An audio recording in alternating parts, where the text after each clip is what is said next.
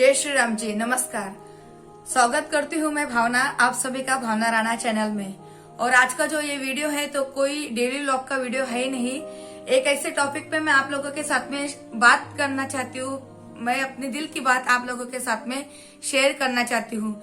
जैसे कि आज मतलब सब जगह पर, सोशल मीडिया पर, इंटरनेट पर, व्हाट्सएप ग्रुप पर, यूट्यूब पर, टीवी न्यूज चैनल पर हम सब देख रहे हैं कि प्रियदर्शनी एक नाम, मतलब प्रियदर्शनी एक लेडीज का नाम है जो इतना फेमस हो गया है ये 4-8 दिन में कि आप सोच भी नहीं सकती, इतना फेमस हो गया है।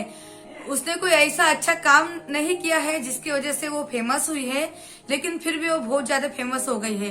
अभी अगर बात करें ना उसके काम की, तो उसने इतना बुरा काम किया है, मतलब एक पुरुष पे उसने हाथ चला दिया है, अपना 22 थप्पड़ उसने लगा दी है, ऐसा सब तरफ बताया जा रहा है। और हमने भी देखा है, इंटरनेट पे बोलो या फिर टीवी न्यूज पर बोलो या फिर मोबाइल पर ही, मैंने तो मोबाइल पर ही देख लिया है कि जो सीसीटीवी फुटेज होती है, जो सीसीटीवी कैमरा होता है, उसमें साफ दिखाई दे रहा है कि उस कैब ड्राइवर की कोई गलती न होते हुए भी प्रियदर्शनी ने उसे 22 थप्पड़े जड़ा दी है।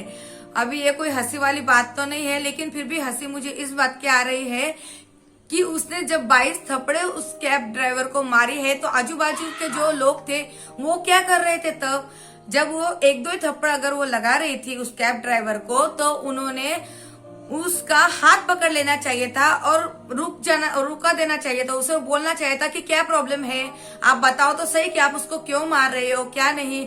या फिर आप वो ड्राइवर से भी बात कर सकते थे ना कि क्या भाई, क्यों, मतलब क्या हुआ है, इसने तुम मतलब ये तुम्हें क्यों मार रहे हैं। लेकिन वहां के आजू बाजू के लोग कुछ भी नहीं देख रहे, सब खाली तमाशा ही देख रहे थे। वहां पे ऐसे कैसे हो सकता है? अगर गली में किसी का झगड़ा होता है तो हम जाते हैं ना छुड़ाने के लिए, या फिर आप कहीं पे हम जा रहे हो, अगर वहां पे कोई हमें कुछ दिख रहा है कि आपस में कोई झगड़ा कर रहे हैं, तो हम जाते हैं पास में, तो हम बात भी तो करते हैं ना उनसे कि अरे भाई क्या हुआ, इतने मारा झोड़ा अगर चालू है तो हम उसे डायरेक्टली रोक सकते हैं।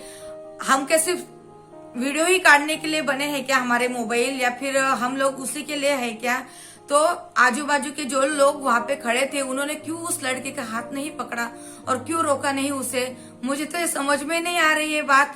वो सिर्फ खाली तमाशे देख रहे थे कि जब 22 थप्पड़े लगा दी, 1-2 थप्पड़े ठीक है, चलो भाई, अगर उसकी कोई गलती होती है तो साधारण तरीके से हम 1-2 थप्पड़ लगा देते हैं, लेकिन बिल्कुल भी नहीं, किसी ने कुछ रोका भी नहीं उसे।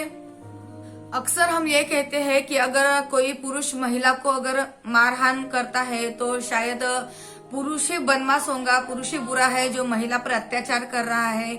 और अगर महिला अगर पुरुष को 2-4 थप्पड़े और जड़ा देती है तो कहते हैं हाँ वो पुरुष ही बदमाश है, या फिर कहते हैं कि हाँ महिला को बिल्कुल भी इज्जत नहीं खुद की, और देखिए कैसे आदमी को मार रही है। ऐसा वैसा हम पुरुष या महिला दोनों को हर बार नाम ही रखते हैं, ऐसा नहीं। यहाँ पर मैं बात कर रही हूँ एक व्यक्ति की, एक इंसान की, जो मतलब मैं ऐसा फील करती हूँ, ऐसा सोचती हूँ कि आप महिला या पुरुष कोई भी हो सकते हो, लेकिन अगर आप दूसरों पर अगर हाथ उठाते हो तो आपको कोई मतलब कोई भी आपको ये नहीं कर सकता है कि आपने जो काम किया है वो अपने सही किया है।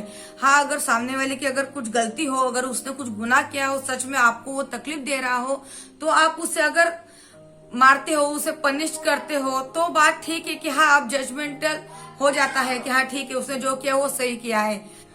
और देखा जाए तो कमाल है उस पुरुष की जिसने इतनी थप्पड़े खाने के बाद में भी अपने अंदर इतनी सहनशीलता रखी कि नहीं मैं किसी महिला पर हाथ नहीं उठाऊंगा।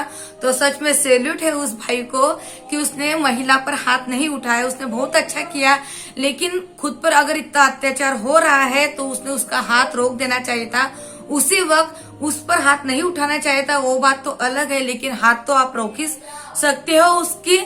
और दूसरी बात तो अगर वहां पे कोई महिलाएं होंगी तो आप उनसे भी सहारा ले सकते थे ना कि भाई इस लेडी को समझाइए, मुझे जानबूझ के मार रही है। हाँ, वो बात अलग है कि वो लेडीज भी अगर आपका साथ दे तो ठीक है, वरना वो भी बोलेंगे कि नहीं नहीं तेरी कोई गलती होगी इसलिए तो वो तुझे मार रहे, वो बात भी अलग है। पता नहीं यहाँ पर कौन सही है कौन गलत है, मैं वो कुछ नहीं समझना चाहती और आप लोगों को भी कुछ समझाना नहीं चाहती हूँ। बस मैं इतना जो फील कर रही हूँ वो आपसे बात कर रही हूँ मैं कि अगर आप मानसिक तौर पे बीमार हो तो आपका इलाज आप डॉक्टर से करवाएं, ना कि किसी और पर ऐसे किसी और के शरीर पर ऐसी दुखापत करके अपना मानसिक गुस्सा उस पर निकाले।